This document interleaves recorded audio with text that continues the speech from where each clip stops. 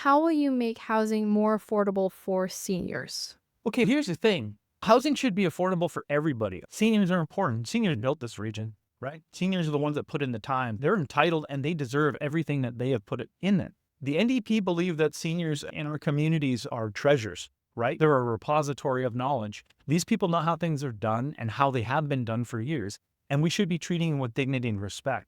And so what that is, a UBI. It's a fantastic way to do that, and the NDP is in favor of a universal benefit and income that you would get because of who you are as a citizen of this country. So you wouldn't have to worry about your rent anymore. You wouldn't have to worry about shopping at the store to get the cheapest food that you can get because you'd be able to afford these things under an NDP government. We have a couple of ways that we're going to help seniors. The first is to allow seniors to earn up to $34,000 tax-free, and it's a boost of $10,000 more than present to allow seniors to keep RSPs growing for an extra 2 years while keeping the age of retirement at 65 for GIS, OAS, and CPP. Plus, we brought in a way to keep housing costs low as well. Axing the federal sales tax on new homes up to $1.3 million is one way. But another way is to also have people save up to $100,000 per house, depending on the jurisdiction. We just know the housing costs are exploding in some of these urban areas, and they're not cheap even in rural areas, but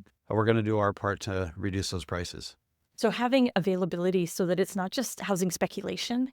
Housing should not be like an option on the stock market where you're buying it as an investment. And I appreciate investment housing. We all call it an investment when we purchase it. But there needs to be an opportunity for everybody to have a safe place to live in no matter what stage of their life they're at, and to make sure that it's the way that they want to see it. Like, I really appreciate the work that has resulted in safer senior care and consent. There's a lot of consent work around seniors that they will never be tied down. So making it more available and making sure that it's like a wraparound service so that it meets them for all of their needs. And it doesn't feel industrial. Like, it needs to make sure that it works for the people who live there and it's close to where they live and it needs to be in location. This is another thing that you're impinging on provincial legislation and provincial say-so here. The only thing that the Canadian government can do at the federal level is basically provide money to the provincial governments.